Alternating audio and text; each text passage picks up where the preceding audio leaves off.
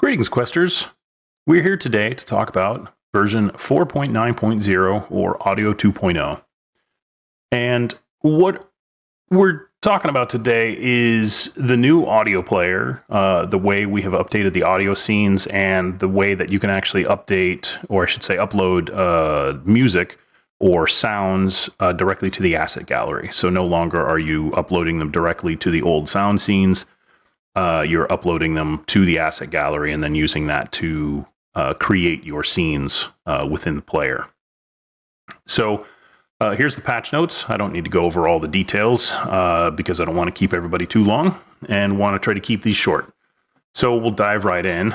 And the new version includes a bunch of new updates. First of which is an update to the asset gallery, an update to the audio scenes, which it's been renamed from sound scenes to audio scenes, and this new audio controller, which will be overlaid on top of your battle map so that it gives you some easy to use controls.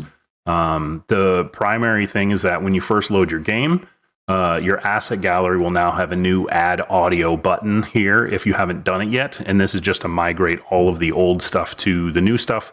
And it just makes it a lot simpler. And so if you just go ahead and click that button, it'll go through a very easy process of just finding all of your audio files that are in your storage library and then migrating them to the new version. And you'll see that there's a new audio folder that's been created. And we'll go into that in a second and see what files we have there. You can see I've added a few new things to the asset gallery itself. There are new filters up at the top, which allows you to hide or show certain file types. So it makes it a little easier to find what you're looking for. So maybe I only want to find my audio files. And so I can hide video and audio, or sorry, video and image. And you can turn them on, turn them off as well. It will. And so what we'll do is we're going to go preview how the folders are. And so if we go into our audio folder, we'll see that I have just a folder one. It tries to name itself as best it can. But if it can't figure it out, you can always just go in and rename these. And I can just edit that, change the folder name to say Tavern Sounds, and then just hit save. And there we go. So my folder's been renamed.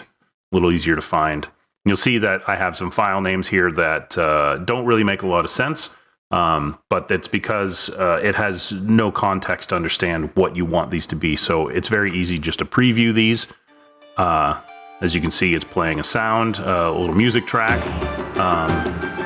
You can preview it just by left-clicking on it. You can edit the details of it by right-clicking.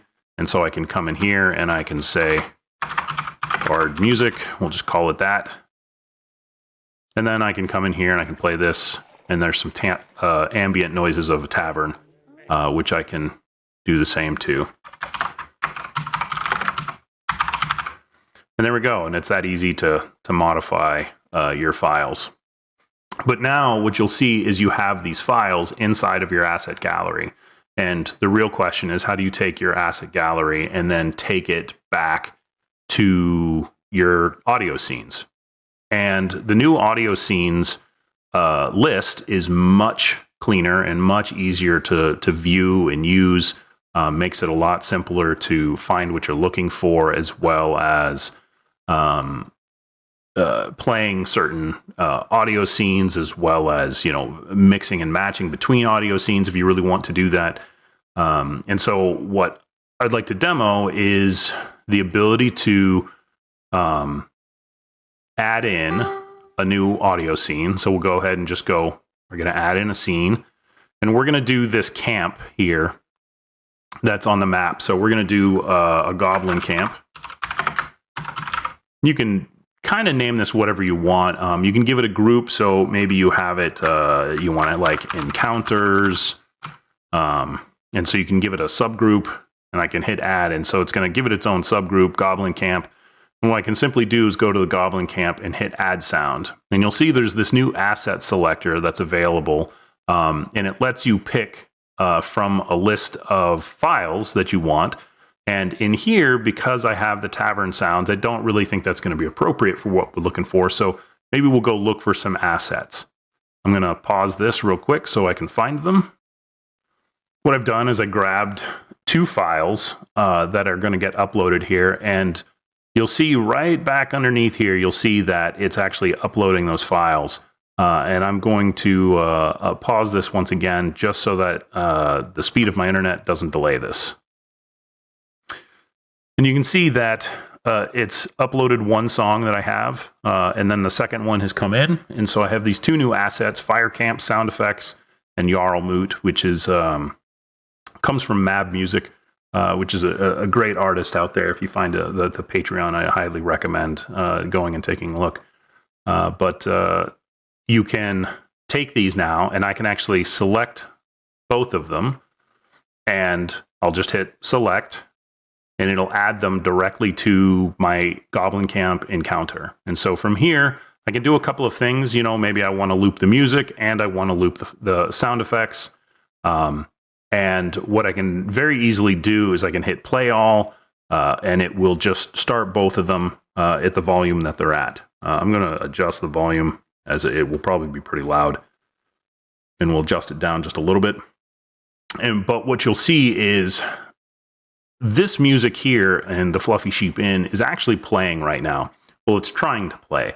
It won't actually start playing for anybody, including the GM or the players, until they hit this little play button up here. And the reason for that is because we don't want, as an application, we really don't want to push audio onto people unless they really want it. So this is a very much an opt-in kind of setup, and they have to hit play to start hearing this. And this is just to prevent any sort of problems that it may cause with people using a browser, and then all of a sudden they have music going. That's not necessarily what everybody wants all the time. So we explicitly essentially ask their permission to play the music. And that's what the new audio control is for. And when you have audio playing, it will have this flashing button here to kind of notify that something is going on. If I were to pause both of these, you'll see that the flashing stops and the music will stop itself. I could also just hit play all here, and all of these will start playing.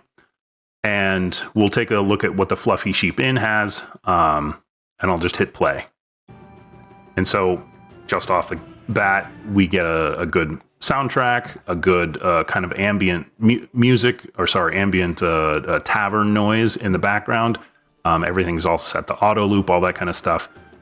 And with these controls, it gives us a much easier way to manage these. You can collapse these, you can collapse the groups, and you can also use the collapse all and expand all. But if I want to pause everything, if I want to literally stop all the music across all of my scenes, I can use this pause all button and it'll stop that. And then I can go ahead and hit play for the Goblin Camp. And so now I have some really cool thematic music going on for the Goblin Camp that is going to be an encounter. I have a fire sound effects. I can click on this and rename this if I want to. I can say campfire. So you can change this and it'll auto sort based off of alphabetical. And so you can go in and modify these things as you need to. And if I feel like this is too loud as a player, I can come in here and I can adjust my master volume. And so I can reduce this so that it plays at a more nominal level for me, and every player has this control.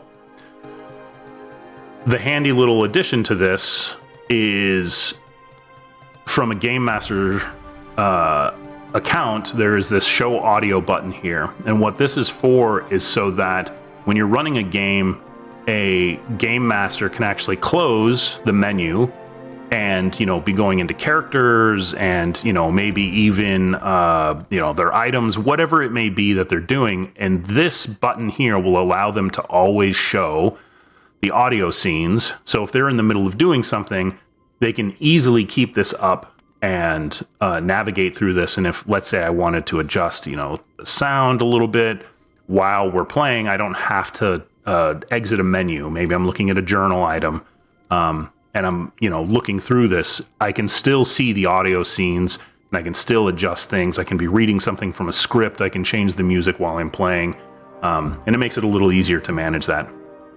And that's in a nutshell, what this update is about was updating the entire audio scenes component so that everybody has a much cleaner and easier way to modify or use their audio tracks within their game. There's more to come. I'll be continuing to make some updates to the audio system over the next few weeks, and we'll include so hopefully some really cool features that people will be excited about. But this was the first step of getting this all squared away and cleaning up some old issues that was making it a little harder when people would join a game. Sometimes the music wouldn't start, and so we've hopefully cleaned all that up and made it much simpler to use. But that's it for now. Thanks for stopping by and keep questing.